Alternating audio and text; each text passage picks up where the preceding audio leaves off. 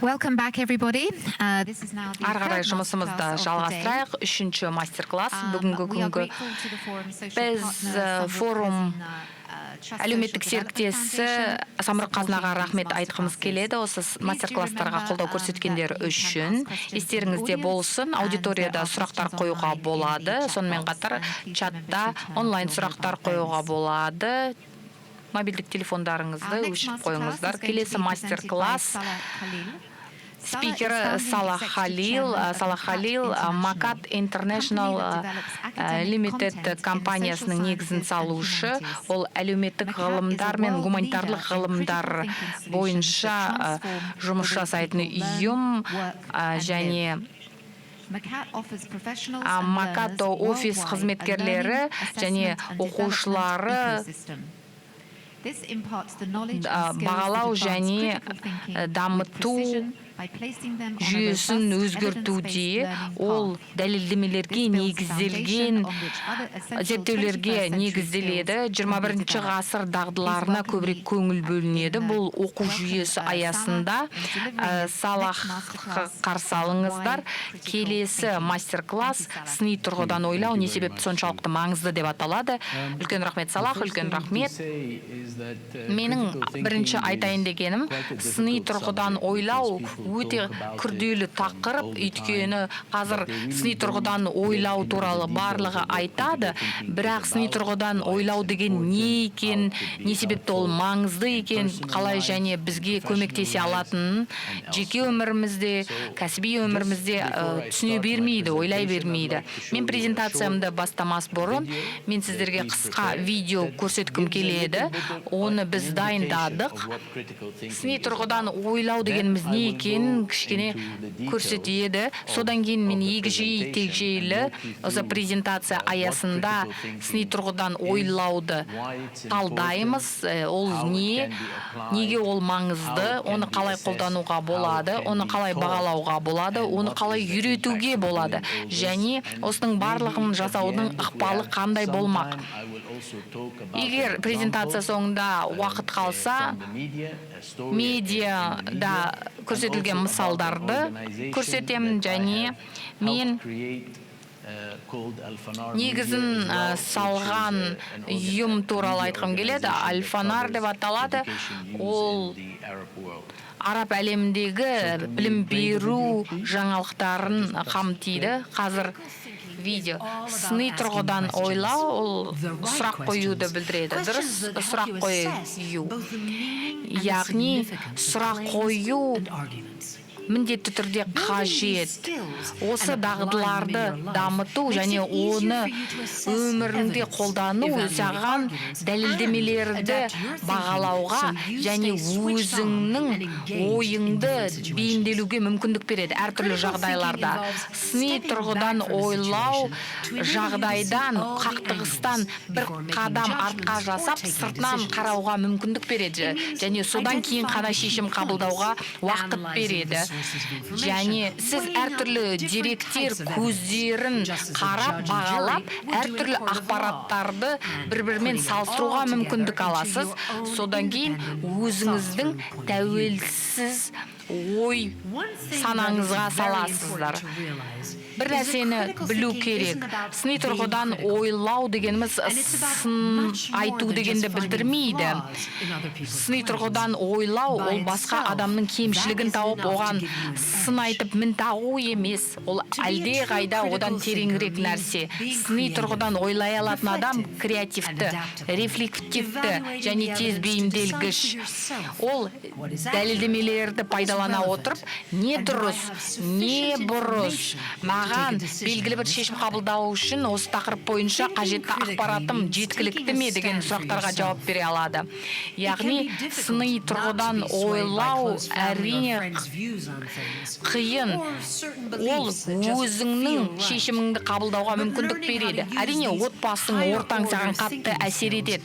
Бірақ жоғары деңгей ойлау дағдыларын пайдалана отырып, сен өз шешіміңді дұрыс қабылдай аласың, өз пікіріңді қалыптастыра аласың. аласың, және оны дәлелдемелерге негіздейсіңдер. Сыни тұрғыдан ойлау ол жаңалықты ашу, бір нәрсені үйрену, әртүрлі адамдардың пікірлерін бір-бірімен салыстыра отырып, ол неге байланысты екенін түсіну, қайсы дұрыс, қайсы бұрыс екенін түсіне білу өзің үшін. Және сол арқылы әрине сенің ой санаңда дамиды. Макат, жақсырақ үйрен, тереңірек ойлан, және биік мақсаттарға жет. Үлкен рахмет. Бұл өте қысқа тақырыпқа кіріспе деп айтуға болады, сыни тұрғыдан ойлауға байланысты. Ал енді презентациямызды бастайық.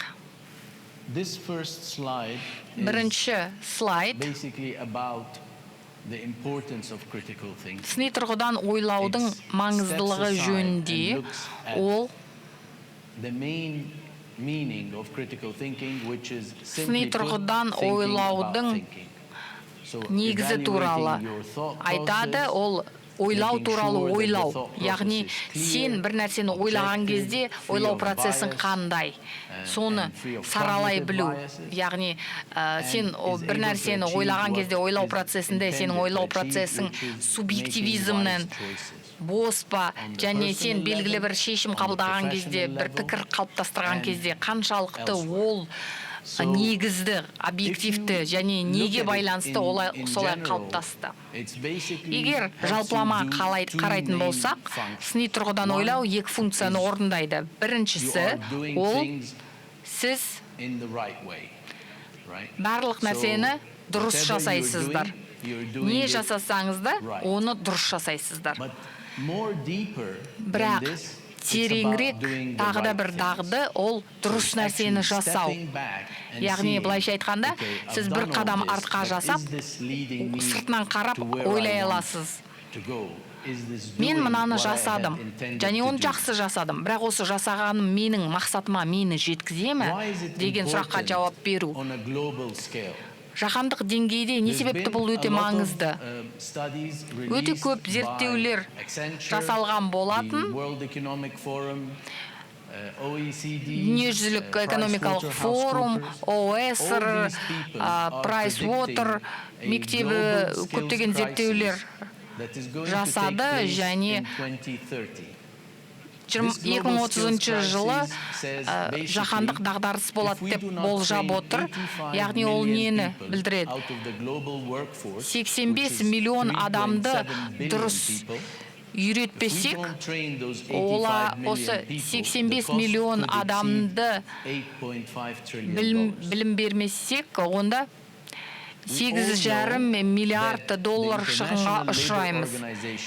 Халықаралық еңбек ұйымы және дүниежүзілік банк айтуынша, әлемдік жұмыс күшінде 80% немесе миллиард адам өте осал жағдайда. Яғни 2030 жылы дағдарыс болса, онда 8,5 триллион доллар емес, онда 85 миллион адам емес, онда 600-700 миллион адам, және 60-50 триллион доллар шығын болады. Ойлап көріңіздерші, осы дағдарыстың көлемі 2011 жылғы дағдарыспен бірдей болады. Және осы әлемдік қаржылық дағдарыс және COVID-19 салдарымен бірдей болады. Не себепті бұл дағдарыс орын алады? Және біздің қазіргі қолымызда бар дағдылармен 2030-да бізге қажет болатын дағдылардың арасындағы алшақтық қайдан пайда болып жатыр?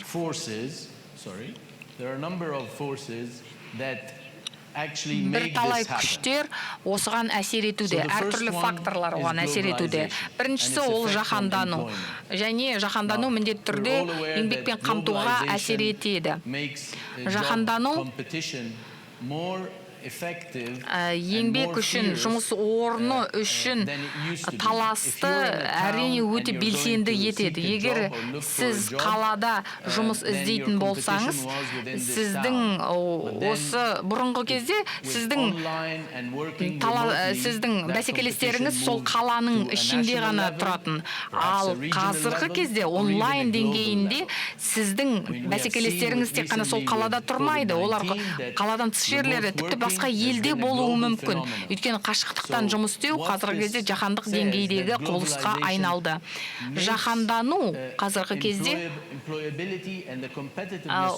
еңбекпен қамту және сол еңбек үшін, жұмыс орны үшін бәсекелестікті ушықтырып жүреді. Және сол жұмыс орнын сақтап қалу үшін, немесе жұмыс орнын табу үшін әлдеқайда жоғарырақ, жақсырақ дағдылар қажет болады және білім қажет болады. Демографиялық өзгерістер ол екінші фактор. Бір ұрпақ енді кіріп жатыр, осы еңбекке жарамдылық жасына, ал қазіргі кезде ұрпақ Z, ұрпақ X, ұрпақ Y, осылардың барлығы енді жұмыс жасауда, жұмыс жасауға енді кіруде. Содан кейін басқа ұрпақ бұл еңбекке жарамдылық жасынан шығып жатыр. Өте көп адамдар еңбек жарамдылық жасына кіріп жатыр. Және еңбекке жарамдылық жасынан шығып жатқан адамдар азырақ оған қарағанда. Сондықтан ол нені білдіреді? Біліктілікті арттыру керек, білімді жаңарту керек дегенді білдіреді. Үшінші фактор ол цифрлық трансформация. Қазіргі кезде жаһандық деңгейдегі дағдарыстың негізгі сипаты да соған байланысты. Бұрын көптеген экономикаларды адамның зияткерлігі, адамның интеллектісі басқаратын. Ал қазіргі кезде болашақта да маңызды нәрсе не? Жасанды интеллект адами интеллекті толығымен алмастыруы мүмкін. Постгуманизм туралы айтатын болсақ, және оның тағы да бір бөлімі бар, ол трансгуманизм деп аталады. Және олардың айтуынша осы жоғалып кетуі мүмкін түрлердің барлығын машина алмастырады деп айтқан болатын. Біз не істеуіміз керек? Машиналар істей алмайтын, компьютерлар істей алмайтын нәрселерді істей алу керекпіз. Немесе олардан жақсырақ істей алатын бір нәрселеріміз болу керек. Былайша айтқанда, жасанды интеллект сіздің жұмысыңызды әлдеқайда жақсырақ істесе, сіз міндетті түрде болашақтың бір уақытында алмастырыласыз. Сондықтан болашақта қажет дағдыларға инвестиция салу керек және оларды үйрену міндетті. Ары қарай жалғастыратын болсақ, бұл адам интеллектісі және жасанды интеллект қана емес, сонымен қатар жаңа экономика, ол осы жасанды интеллект пен адами интеллекттің жиынтығына негізделетін болады, соған сүйенетін болады. Яғни бұл жерде өздерінің жұмыстарын сақтағысы келген адамдар болса және сол жұмыста табысқа жететін болса, олар міндетті түрде осы жасанды интеллект пен адами интеллекттің жиынтығы басқаратын әлемде қажетті дағдыларды дамыту керек. COVID-19 кезеңі екі нәрсені істеді. Біреуі онлайн белсенділікті арттырды.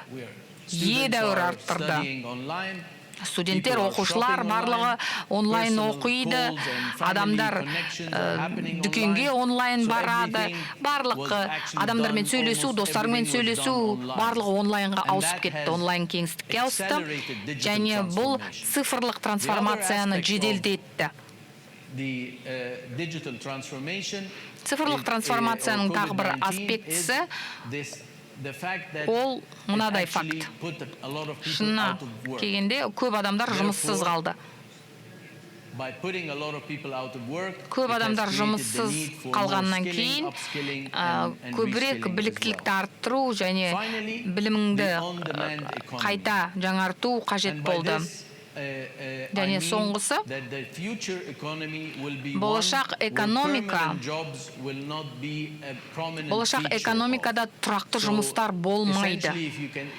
Яғни, егер болашақ экономикасы туралы ойланған кезде, сен міндетті түрде менеджмент консультант моделіне қарау керек. Яғни, жоба болған кезде, жоба жұмыс істеген кезде, адамдар сол жобада жұмыс істейді, жоба аяқталған кезде, адамдар бұл жобадан кетеді, жұмыстан айырылады, былайша айтқанда. Екінші дүниежүзілік соғыстан кейін әрбір 60 адамға менеджмент консультант болатын. Және қазіргі кезде басқару консультанттары өте осындай ірі компанияларда үлкен жоғары лауазымдарға ие болып жатыр. Ол нені білдіреді? Сіз өте әртүрлі салаларға бейімделгіш болу керексіз. Яғни, өйткені сіз бүгін бір салада жұмыс істесеңіз, ертең басқа салада. Бүгін бір проблемамен жұмыс істесеңіз, ертең басқа проблемамен жұмыс істейтін боласыздар. Сондықтан когнитивтік тұрғыдан бейімделгіштік қажет. Егер осы бейімделгіштік сізде болса, әртүрлі жағдайларға тез бейімделу дағдылар болса, сізде әрине сіз тезірек жұмысты табасыз және оны сақтап қаласыз. Бұл олқылық, бұл айырмашылық азайып жатқан жоқ. Ол керісінше тереңдеп, үлкейіп жатыр. Және біз дұрыс дағдыларға инвестиция салуымыз керек. Және оның тағы да бір себебі бар, екі беделді ұйымға қарайтын болсақ, ол білім беру саласында ОСР, ал ой саласында, сана саласында ол дүниежүзілік экономикалық форум. Негізгі статистика қарайтын болсақ, қазіргі кездегі жұмысқа қажет дағдылардың 40% келесі 5 жылда қатты өзгеріске ұшырайды. Бұл үлкен цифры. Дүниежүзілік экономикалық форумға сәйкес 2025 жылғы 10 негізгі дағдыларға қарайтын болсаңыздар, барлығы осы сыни тұрғыдан ойлаумен байланысты. ОСР-дің осы PISA есептеріне қарайтын болсақ, PISA есептері білім беру жүйелерін салыстырады әртүрлі елдерде. Және онда да креативті және сыни тұрғыдан ойлау бірінші орындарда тұрады. Осыған байланысты консенсус бар. Білім беру саласында да, жалпы ғылыми ортада да. Егер сен бір нәрсені үйренгің келсе, сен дұрыс ойланғың келсе, сыни тұрғыдан ойлау саған міндетті түрде керек болады. Тағы да бір маңызды бір проблема бар ойлаумен үйренуде. Өйткені біз машиналармен бәсекелесетін болсақ, біз кең және терең білім алып қана қоймай, жылдам ол білімді алуымыз керек. Қазіргі кезде осы білім алудың екі парадигмасы бар. Бірінші парадигма ол өнеркәсіптік төңкеріс парадигмасы. Білім беру ол кезде Т модельге негізделген болатын. Яғни, үстіңгі жағында сен кең, қаншалықты кең болу керек сала, Т-ның төменгі жағы ол тереңдеу. PhD-ға жеткен кезде олар өте қарапайым сұраққа жауап береді, бір терең дей жауап бере алады. Ал енді білімге негізделген экономикаға сүйенетін болсақ, сен бір салаға тереңдей үңілгеннің орнына көп саланың білімін үстірт болсын білуің керексің. Ал қазір экономикада не қажет? Сен жылдам білім алуың керексің, кең білім алуың керексің, терең білім алуың керексің.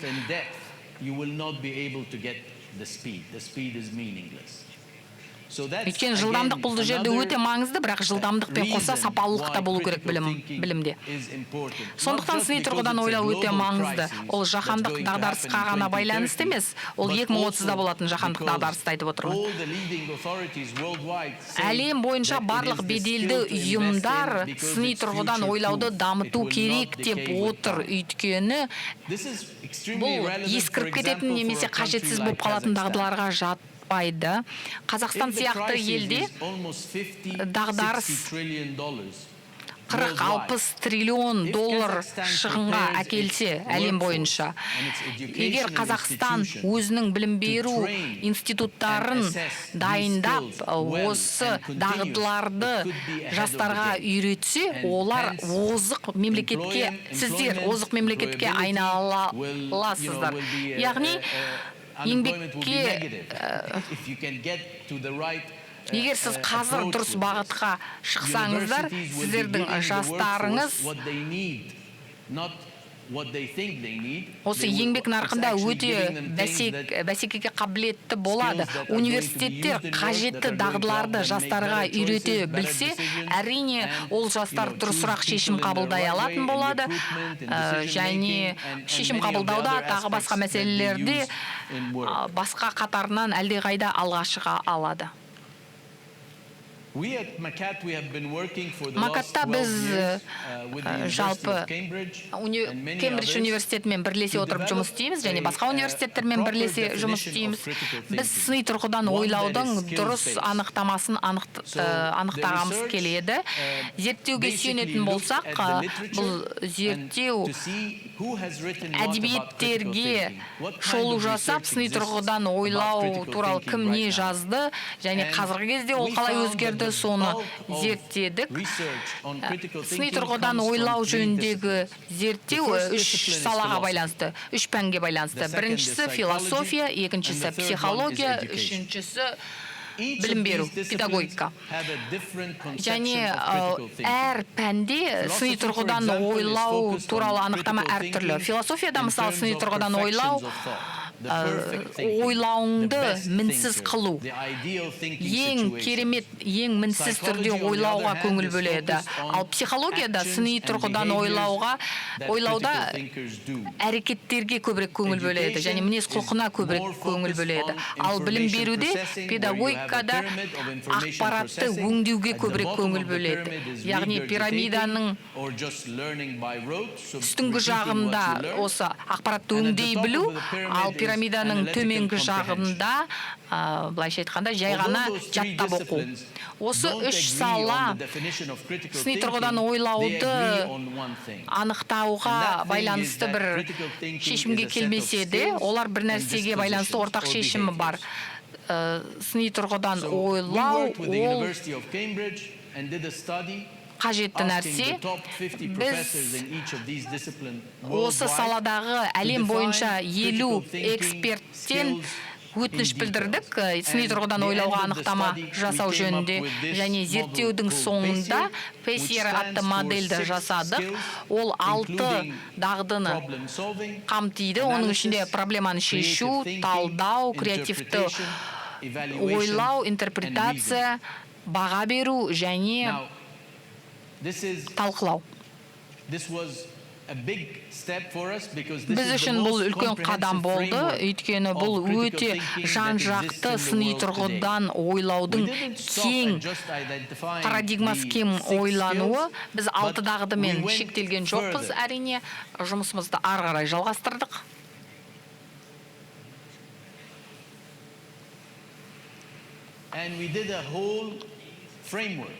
Және біз мынадай осы дағдылардың әрбіреуін дұрыс анықтадық. Осы 6 дағдының әрбіреуіне 4 қажетті қосымша дағдыны жаздық. Яғни 24 шағын дағды жазылған, онда оларды ізбе түрде қолдануға болады, бірге қолдануға болады, 1, 2, 3 дағдыны бірлесе отырып қолдануға болады, немесе өзгертіп, әртүрлі етіп жинақтап қолдануға болады. Бұл жүйені әртүрлі етіп қолдануға болады. Содан кейін біз осы жасаған моделімізді алып, Тест teach and track атты жүйені жасадық, және осымен 3 өнімді жасадық. Ол бағалау. Бұл 1 сағаттық онлайн тест. Оны сіз тапсырасыз. Содан кейін сыни тұрғыдан ойлау профилін аласыз. Содан кейін біз сыни тұрғыдан ойлау кітапханасын жасадық. Ол кітапханада жалпы гуманитарлық әлеуметтік ғылымдар бойынша әртүрлі жұмыстардың шолуы. Бұл кітаптар Гарвард, Йель, Принстон, Кембридж сияқты университеттерде оқытылатын кітаптар. Егер сіз психологияны, философияны осы керемет үздік университеттерде оқитын болсақ, міндетті түрде осы кітапты оқу керек боласыздар. Біз олардың қысқаша мазмұнын берген жоқпыз, біз оларды талдадық. 8 сағат күнделікті 1 күн осы кітапты оқысаңыз, сіз өзіңіздің сыни тұрғыдан ойлау дағдыңызды 12%-ға көтере аласыздар. Бізде осы кітапхананың Ратлидж символы бар, ол осы бұл кітапхана Қытай тіліне аударылған. Шанхай білім беру пресмен араб тіліне аударылды. Александрия кітапханасымен бірлесе отырып жұмыс істеді, және басқа тілдерге де аударылып жатыр. Сонымен қатар біз келісім шартқа қол қойдық. Бұл келісім шарт әртүрлі мемлекеттермен, үкіметтермен жасалды. Мысалы, Египетте біз сыни тұрғыдан ойлауды өлшеу туралы келісім шарт жасастық. 1 миллион оқушыларға. Мароккода тағы бір келісім шарттарға қол қойдық. Онда 700.000 оқушы, 700.000 студентке осындай жұмыс жасалады, және араб елдеріндегі жұмыс жасаймыз, және мұсылман көпшілігі бар елдермен жұмыс істейміз. Абдул-Азиз патша университетімен жұмыс істейміз, яғни мұсылман көпшілігі бар елдерде осы университетке көп барады. Әрине, біз ары қарай да осы бойынша жұмысымызды жалғастырамыз. Сонымен, осы тақырып туралы айтқаныма кешірім сұраймын. Мен сіздерге бірақ нақты мысал келтіргім келеді. Хикая жөнінде. Егер сіз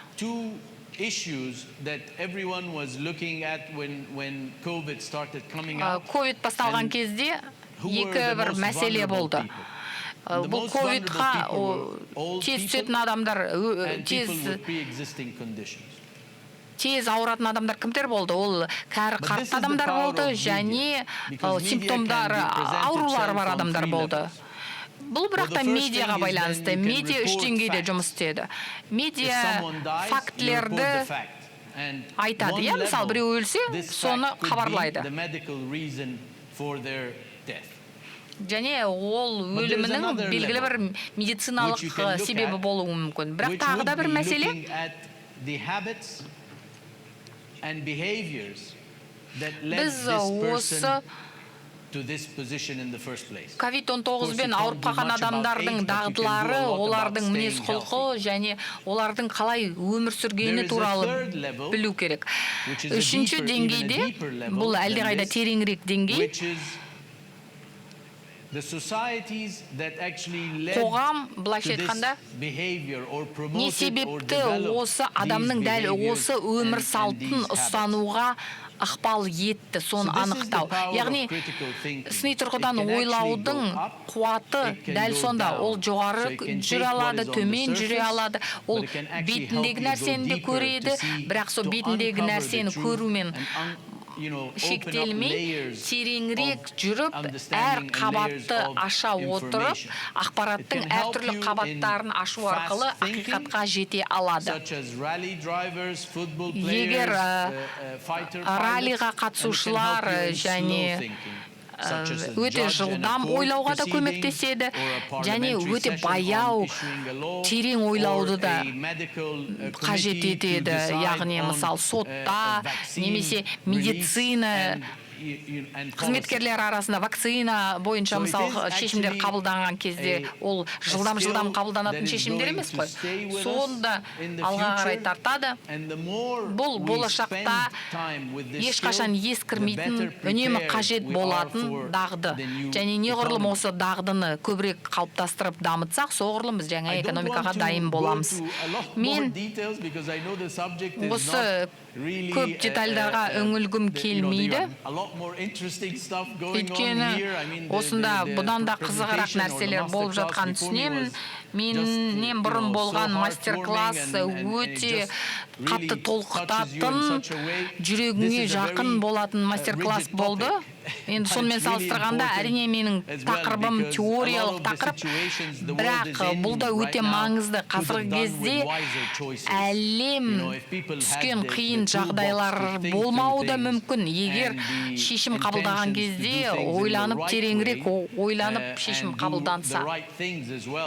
Өйткені жасаған нәрсемізді дұрыс жасап қана қоймай, дұрыс нәрсені жасауға көбірек бағыт алуымыз керек. Мен көп сөйледім, мен сіздерді жалықтырып жүрген жоқпын деген үміттемін. Сұрақтарыңыз болса, жауап беруге дайынмын. Үлкен рахмет. Үлкен рахмет, Салах. Біздің 3 сұрағымыз бар, онлайн сұрақ, және сол сұрақтарды сіздерге қоямын. Бірінші сұрақ мынадай.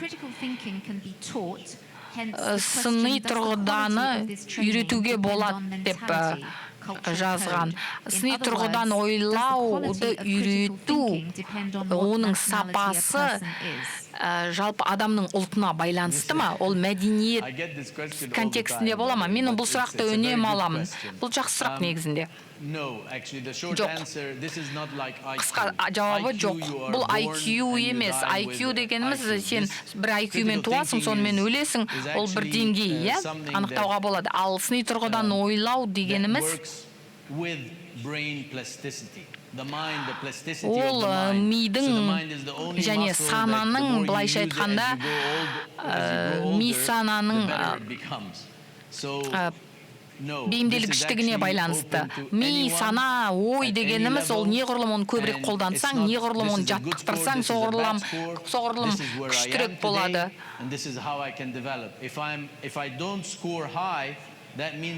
Яғни бұл жерде әрине мен егер сыни тұрғыдан ойлауды дамытпасам, әрине мен көп нәрседен құр қалам.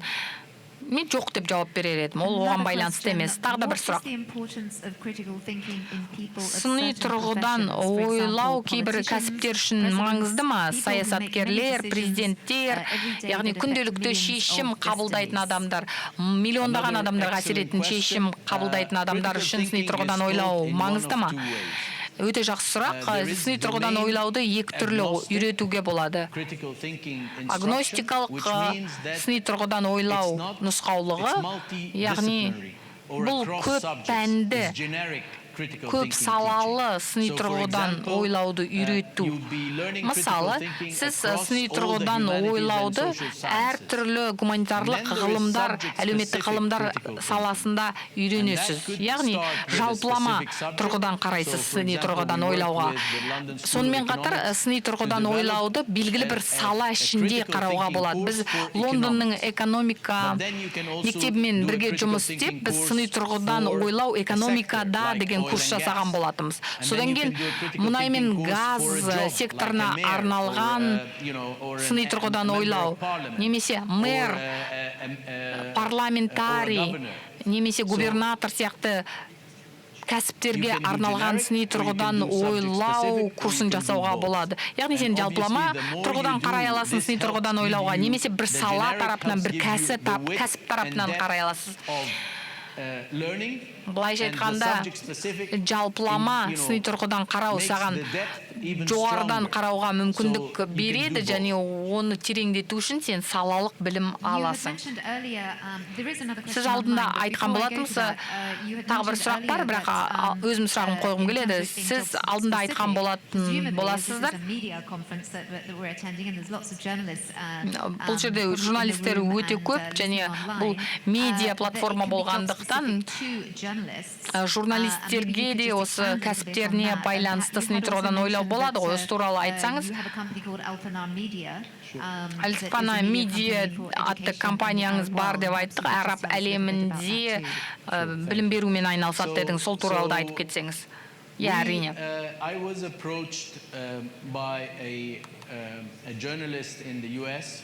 ақш-та маған бір журналист келді, ол жоғары білім туралы жазған болатын. Жоғары білім хроникасы. Жоғары білім хроникасы дегеніміз ол медиа ұйым, ол ақш-тағы білім беру жаңалықтарын жеткізеді. Және журналистің айтуы бойынша араб әлемінде осы сияқты білім беру жаңалықтарын жеткізетін ұйым жоқ деп айтқан болатын. Білім беру өте маңызды тақырып. Қайда барсаңыз да, араб әлемінде де, оңтүстікте де, солтүстікте де, батыста да, шығыста да бұл өте маңызды. Мен ойладым, араб әлемінде арнаулы мамандандырылған білім беру саласында маманданатын медиа ұйымның болмауы қызық деп ойладым. Содан кейін осы Ұлыбританияда қайырымдылық қорымен бірлесе отырып, ағылшын тілінде және араб тілінде білім беру саласындағы жаңалықтарды араб өңірлеріне жеткізетін осындай ұйымды жасадық. 10 жылдан кейін $6 миллион және қаржыландыру қолданылды. Бүкіл веб-сайтта 3000 оқиға болды, араб тілінде және ағылшын тілінде.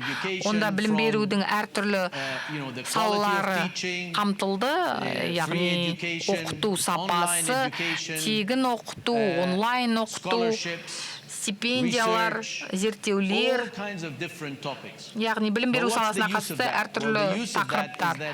Бірақ ол не үшін қажет, не үшін пайдалы? Бұл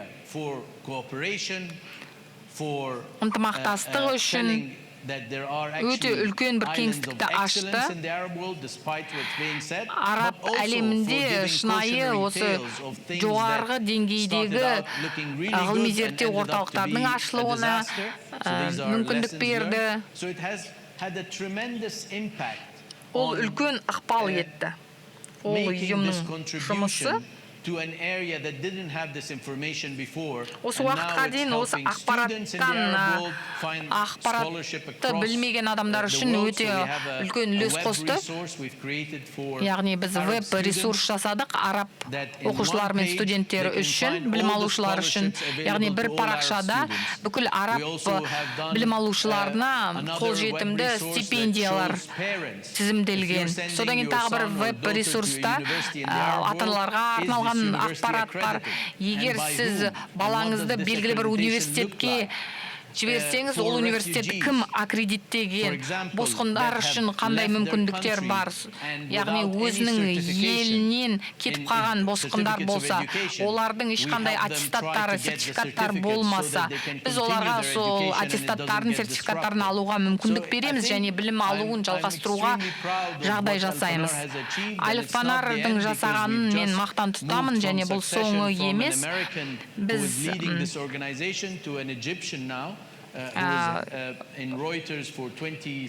осы американдықтан қазір египеттік адам жүргізді. Ол Рейтерсте ұзақ жылдар бойы жұмыс істеген. Қазір енді біз қаржы жинақтадық, жұмысты жалғастырудамыз. Өте көп сыни тұрғыдан ойлау бұл жерде қолданылды. Шешімдер қабылданды, кейбір шешімдер табысты, кейбір шешімдер сәтсіздеу болды, бірақ дегенмен оның барлығы тіркелген, жазылған. Осы шешімдерді қабылдаған кезде сыни тұрғыдан ойлау өте жақсы қолданылды. Онлайн қойылған 3 сұрақ біздің жаңа ұрпақ үшін 5 қандай дағдыны ұсынасыз? Осы машиналармен күресте жеңу үшін. Бірінші, және мен ол туралы айтып та кеттім, бірінші ол проблемаларды шешу дағдысы. Мен сіздерге мысалдар келтіре аламын. Кішкене бір сәт уақыт берсеңіз, қазір осы проблеманы шешу дағдысының мысалын келтіре аламын.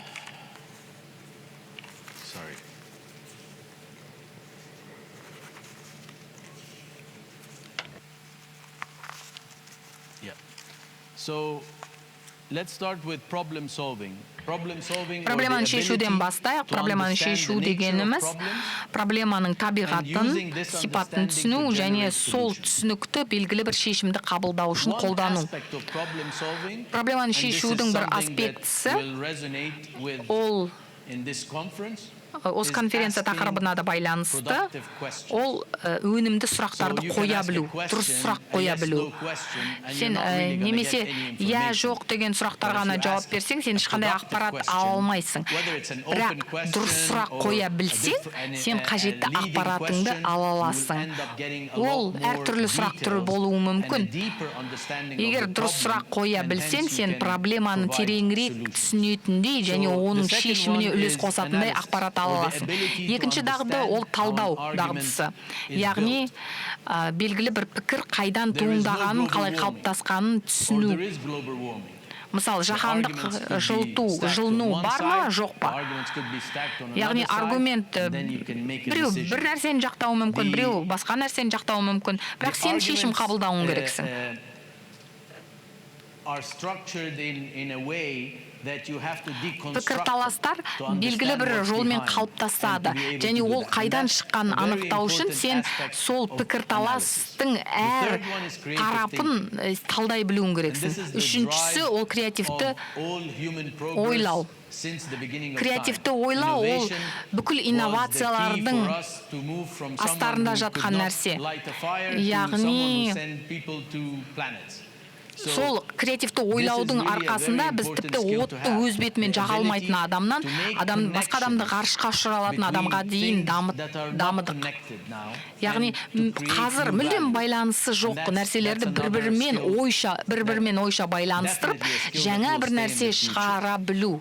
Креативті ойлау әрине болашақта қажетті дағды. Үшінші дағды ол баға беру. Баға беру дегеніміз белгілі бір пікірталастың әлсіз жақтары мен мықты тұстарын анықтай білу. Бесіншісі ол интерпретация дағдысы. Яғни белгілі бір нәрсенің астарын ұғу, мәнін ұға білу. Және соңғысы өзің аргументтеріңді көрсете отырып зерттеу жасау дағдысы. Мен тағы бір нәрсені атап өткім келеді. Бұл нақты дағды, яғни 6 дағды. Не себепті бұл дағдылар өте маңызды? Және оларды қалай қолдануға болады? Егер сіз миға қарайтын болсақ, және оның құрылысына қарайтын болсақ, осы мидың бір бөлімінің 3 функциясы бар. Ол қабылдау, ақпаратты жады, есте сақтау. Жасанды интеллекттің бірақ функциясы бар. Яғни тану, яғни осы түрінен тану, тағы басқа, сипап сезу арқылы тану, тағы басқа. Жасанды интеллект соны үйреніп жатыр. Келесі ол когнитивті сана, когнитивті ойлау. Мидың осы когнитивті функциясы әрине осы машиналармен бәсекелесу үшін қолданылады.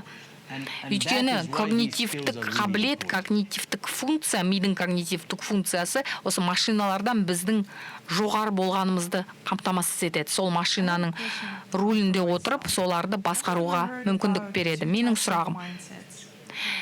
Сіз ойлаудың екі түрлі түрі туралы естіп пе едіңіз?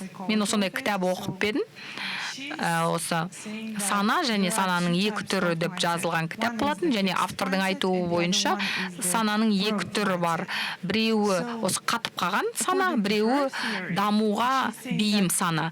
Және ол автордың теориясы бойынша өздерінің қателіктерін, өздерінің сәтсіздіктерін қабылдап, ары қарай дамуға дайын адамдар, олар бейімделгіш санасы бар адамдар.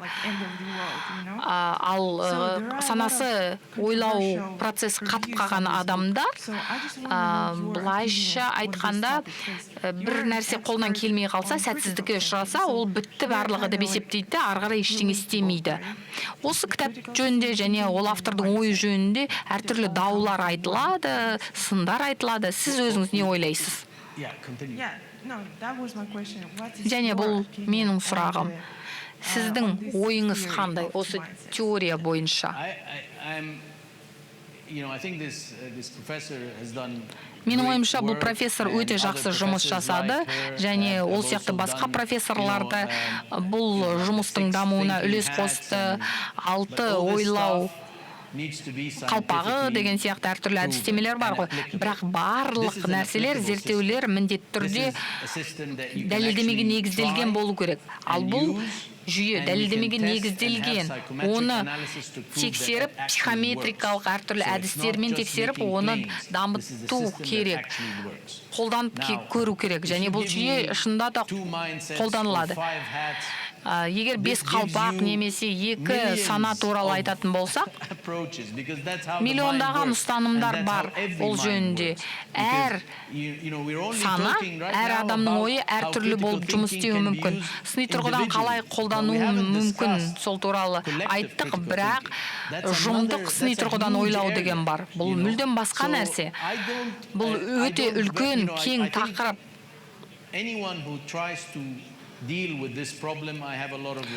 Осы проблемамен жұмыс істейтін адамдарды мен қатты құрметтеймін, бірақ менің айтайын деген, мен бірақ себеппен екі-ақ нәрсеге бөле салып барлығын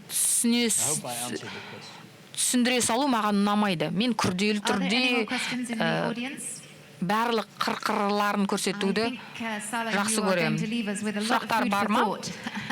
Сіз өте көп ойлауға бір итермеледіңіз деп ойлаймын. Үлкен рахмет, Салах Халил мырза. Және келесі мастер-класс сағат 2-де басталады. 1 сағат уақытымыз бар. Қазір осы біз қазір түскі үзіліске шығамыз. Сағат 2-де жалғастырамыз. Қайтып келіңіздер. Осы қызықты мастер-класстар жалғасады. Үлкен рахмет.